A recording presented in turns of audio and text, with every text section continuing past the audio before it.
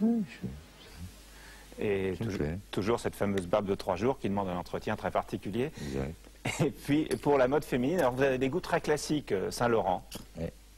Saint-Laurent, c'est un génie. Pour moi, c'est le plus grand. Voilà, Saint-Laurent, je m'habille chez Saint-Laurent et moi chez Saint-Émilion. On dit Georges Wolinski qui est en retard d'un épisode puisque vous fonctionnez, c'est facile à voir, au Perrier Rondelle actuellement. C'est bien cela. Voilà, Et c'est un vrai Perrier et c'est une vraie rondelle. ben oui, parce que j'ai des problèmes de vue et si je continue sur les alcools durs, je vais devenir aveugle. Vous savez combien vous avez écrit de chansons depuis le début de votre Une carrière? centaine, je pense. Combien? Pas plus. Ah bon? Je croyais plus. Centaine. Non, je pense pas. C'est qu'il y en a très peu qui se sont perdus en route alors parce qu'on en connaît énormément. Vous avez écrit pour beaucoup de très belles femmes, pour Isabelle Adjani, pour Catherine Deneuve, je pourrais en citer comme ça encore un certain nombre, pour Brigitte Bardot. Que des jolies femmes. Ouais. Des actrices. Ça comptait pour vous, ça? Des actrices. Oui. Vous avez écrit aussi pour France Gall. Quand c'était une petite Lolita. Ouais. Une petite idiote qui ne comprenait. Oh, elle a eu un mot sublime. C'était Annie aime les sucettes à l'Annie. Ouais, on lui a dit, mais pourquoi vous ne chantez plus Annie Sucette? Elle a dit, ah, c'est plus de mon âge. Faut le faire, ça. Ouais. Alors, la chanson que vous avez choisie dans votre Zénith est une chanson que vous avez écrite, mais c'est la règle du jeu, c'est pas une chanson que vous chantez, bien entendu. C'est une chanson que chante Jane Birkin et qui s'appelle Fuir le bonheur avant qu'il se sauve. Qu'il ne se sauve. C'est une des plus belles que j'ai jamais écrites. Mais Jane, c'est ma meilleure interprète.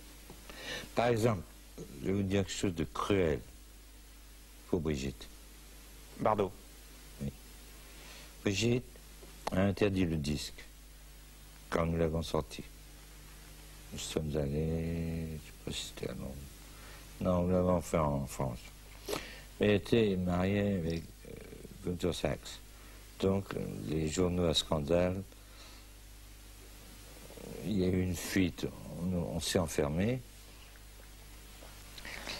La version n'est pas dégueulasse. Donc, elle m'a dit, s'il te plaît, j'ai sa lettre. S'il te plaît, arrête, mets ça dans les coffres forts, et ne la sortons pas. Et là, je me suis parjuré, car je me suis dit, je ne sortirai plus jamais ce titre. Je l'ai écrit en une nuit. Hein. J'ai écrit 2 titres en une nuit. En une nuit. Il y en a qui mettent des mois pour sortir un titre. J'ai sorti 2 titres en une nuit. Bonnie and Clyde et Je t'aime moi non plus. Bon, alors j'ai respecté son... Mais je me suis parjuré, j'ai dit, je ne chanterai plus jamais avec personne. Eh bien, une petite gamine de Swinging London s'est amenée et je lui ai demandé, s'il vous plaît, est-ce que vous voudriez, vous aimeriez chanter ce duo avec moi? Elle m'a dit oui. Nous sommes allés à Londres. Et il y a une très belle affaire là-dessus. Alors Jane Birkin est sur le plateau. Elle viendra vous rejoindre tout à l'heure. On écoute cette chanson choisie par vous dans votre Zénith.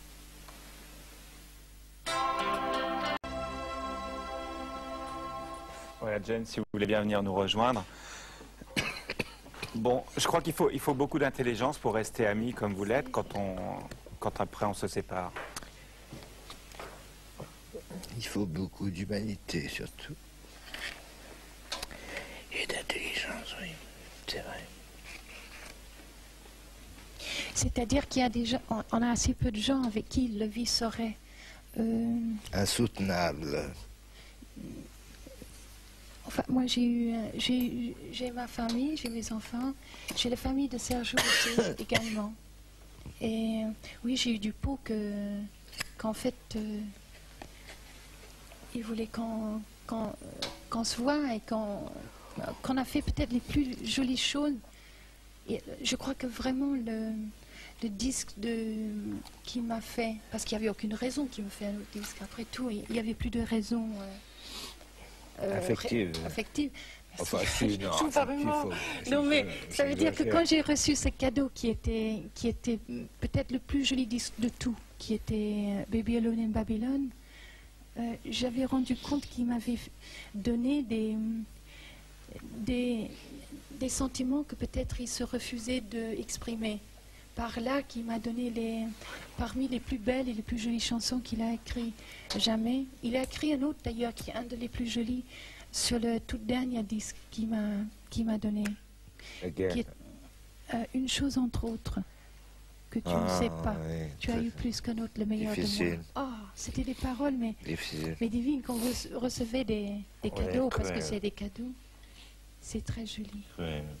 Et puis, de toute façon, hein, les parents se voient aussi, parce qu'on a Charlotte.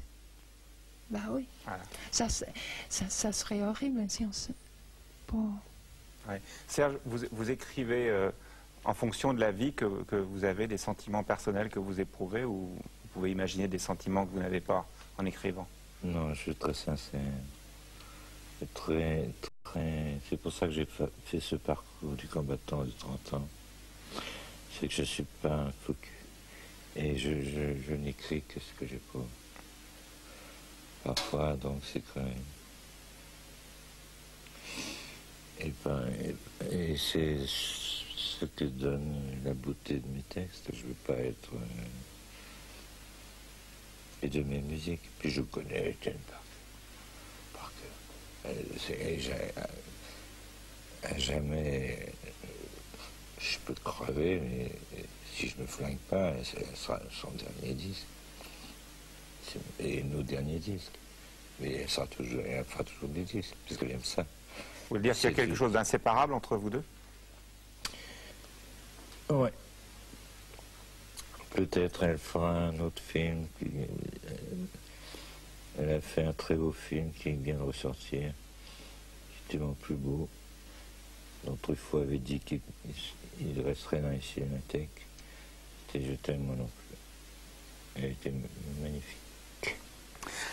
Alors on va parler des livres que vous avez choisis. Ok.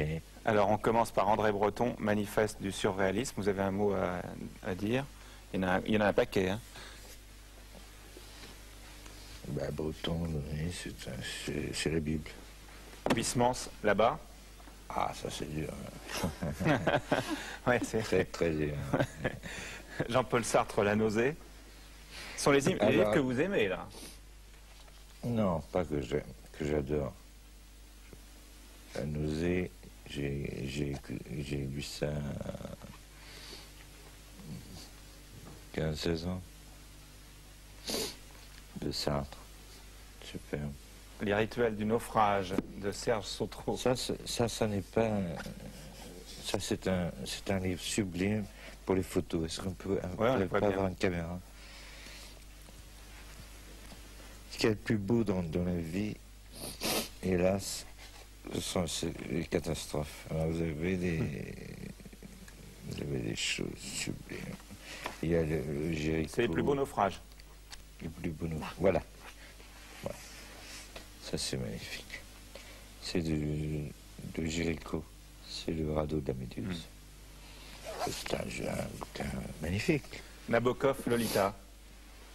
Alors, je voulais dire, je vais vous balancer le dernier quatrain.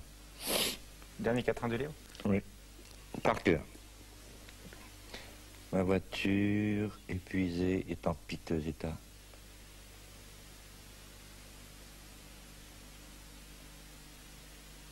Dans l'herbe d'un fossé, je mourrai Lolita. Et tout le reste est littérature. Bon, ça c'est un des plus beaux que je connaisse. C'est Edgar Poe. Traduction Baudelaire. Et Baudelaire ne connaissait pas l'anglais.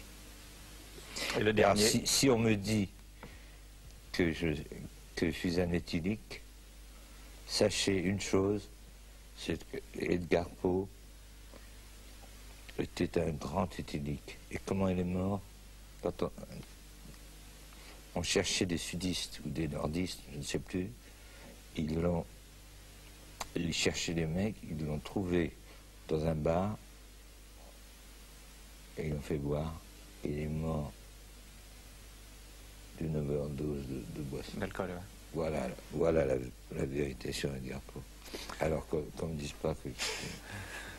Alors maintenant, attention. On va terminer avec un petit, regardez bien. Alors ça, c'est tout ce que les hommes voudraient savoir au sujet des femmes.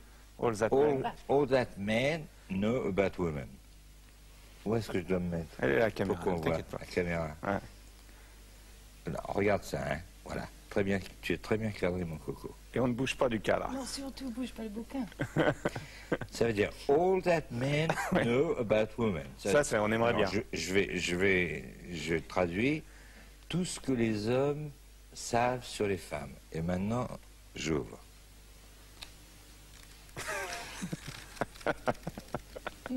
C'est le plus beau livre que j'ai jamais lu. Merci Serge. Merci Jane d'avoir participé au début de cette émission qui va continuer. Je sais que vous filez aux répétitions de théâtre au Splendide pour répéter une pièce de Balasco avec l'ermite qui commence le 5. Le 5. Voilà. Alors, merci beaucoup. On redémarre après les pubs avec une question qui vous sera posée, Serge, par Eddie Mitchell. Mon petit Serge Gainsbourg, la France est fière de toi. Après t'es démêlé avec les paraves, là que maintenant, tu chantes une très vieille chanson française, Mon beau légionnaire. C'est bien, mais suffisant. Je te pose la question, mon petit Serge. La France a besoin d'hommes comme toi. Des Français. Quand alors donc un album sur des belles chansons militaires dont tu as le secret, mon petit Serge?